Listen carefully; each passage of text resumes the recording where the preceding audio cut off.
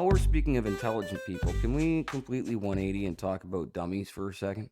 You listen. I thought you were never gonna ask because, yeah, I can't believe somebody would be so silly as to try to pick a fight with Brendan Schaub.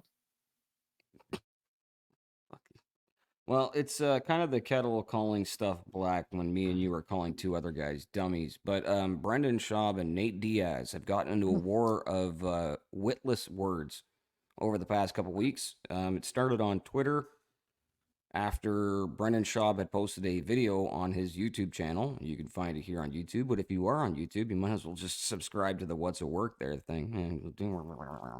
But Brendan Schaub put out a video talking about his good friend, his very close friend, his brother, Shane Carwin, going through some issues with CTE and some after effects of the fight career that he had and not being able to hold a job down and things like that. And feel free to look into it. But the nutshell of it, what happened is that Schaub did a very emotional video saying that he's very close. And this is if like me or you were dealing with it and we were doing a video for the other person. This is what we all thought. Nate Diaz goes on Twitter and puts a couple crying emoji faces and basically was making fun of Brendan. Brendan fires back saying, like, I'm a heavyweight. I'll fuck you up anywhere. And then Nate comes back and says, try me type shit. Why didn't you try me, huh? Why didn't you try me? That Stu Hart bullshit. Yeah.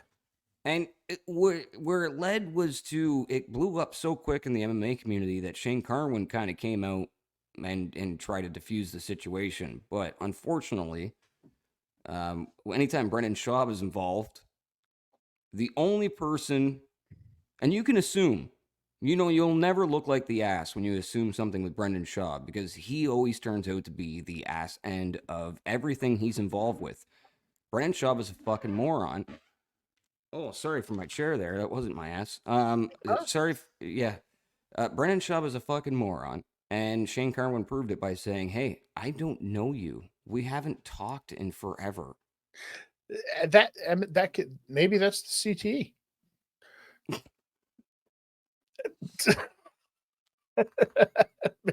Maybe that's just Shane Carwin's CTE talking. Who knows? Listen, man, that's the best line I've heard towards that whole situation. Maybe Shane Carwin's just forgot that he was friends with him. Yeah. Oh, You know what I mean? That's rough, man. Would you say that to Shane Carwin's face? Oh, you probably would now. Yeah. Yeah, you're yeah, I would have then too. You know that. Yeah, I know. Well, Shane's a big boy, but you're pretty big 100%. But I'm also the kind of person that feels like you can say words without having to become physical. I wouldn't bet. No, yeah, Shane would probably fuck you up if he in his prime. Yeah. But in your prime, yeah, and his prime, oh yeah, Shane would fuck. He'd fuck me up. And no doubt about it. Yeah. It'd be gross. It would be ugly. I would probably have to resort to like really dirty tactics, and I would get fucked up. There's no doubt about it. Look, I know you get fucked up, and that's funny to think about. But could you imagine how much funnier it would be to watch Shane Carwin fuck me up? It'd be quick. That wouldn't last. Do you remember? Okay, do you remember when Shane Carwin had one hand tied behind his back and took on Jason Ellis at Ellis Mania and still knocked him the fuck out? Like fought him with his weak hand and his strong hand tied behind his back and still smashed Jay.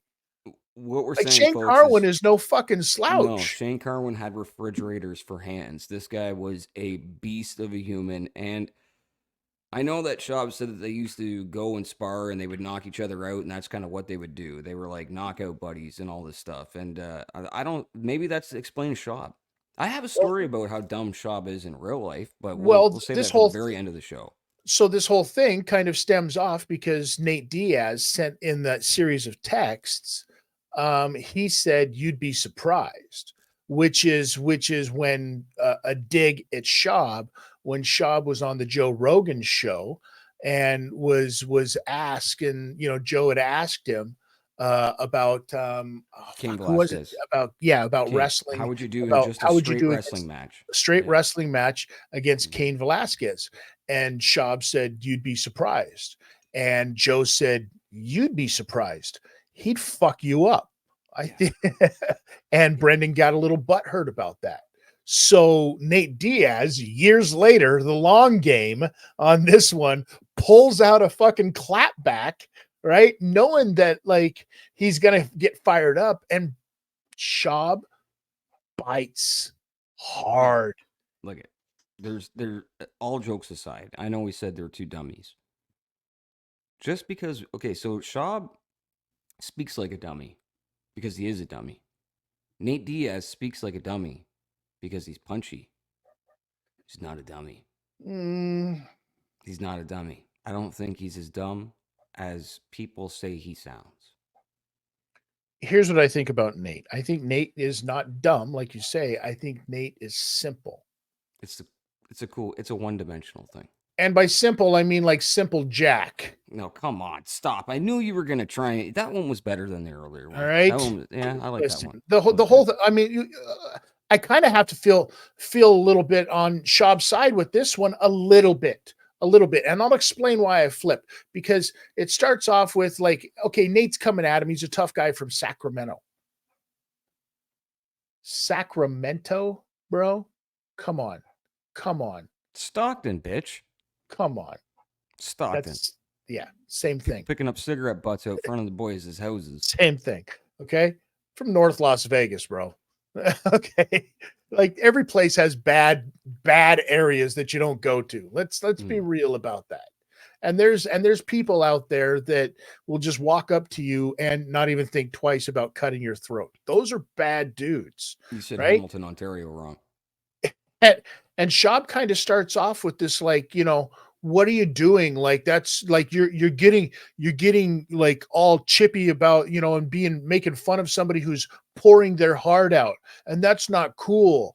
And then he turns around and starts to berate Nate Diaz, doing the same thing that he was doing. What are you gonna do, Nate? Volume punch me to death? Mm-hmm. And starts doing the exact same thing to Nate that he was doing or Look getting at from Nate. So come on, Brandon. Come on, man. What are you doing? You fucking he's shoegazing emo? the Gringo Papi. Look at there's got to be 10,000 videos of people hating Gringo Papi and And he hating Brendan Schaub on all these platforms that we're on as well. And if you're following us or listening to us on a platform, please subscribe, like, and comment. Um, and I don't know if we want to add to it, but I have a personal story about okay. meeting Brendan Schaub Okay. and seeing firsthand how fucking dumb he actually is. And it really, really resonates and clicks in now, years later, 10 years later. This Okay. guy has been a fucking idiot for the longest time. So I'm doing photography for Huffington Post for the Mayweather and Connor events. So I'm there taking pictures and all this stuff. So I'm media. And I like to show up to events early because I want to chain smoke cigarettes before I go in because I don't know how long I'm going to be in there. So I fucking show up a half an hour early to just sit there and just chain smoke like fucking as many cigarettes as I can get in a half an hour because I might not smoke for 6 hours. So I show up to Toronto. I'm out front of the venue, and I'm like out front, nowhere near media, nothing. Like I can see the media section and all that stuff, but I'm like I'm just gonna go sit out front and chain. And I show up, and there's just one person there, and this is like 2 or 3 hours before the doors gates were even open for this shit. And there's no one around but Brendan Schaub in a 3-piece suit, and he's just kind of just standing there. And I'm like, what the fuck is he doing out front of the building? And he's not on his phone. He's just looking like a fucking, lost peacock. Just looking around like he's never been downtown Toronto before. And so I get 2 or 3 cigarettes in, 15 minutes in, and Ariel Hawani walks over. And at this point, they had just split. So Ariel was doing something, and Brendan Schaub was there for showtime. So they're not talking. So I'm just standing in between two fucking imbeciles, right? One very talented, one will explain.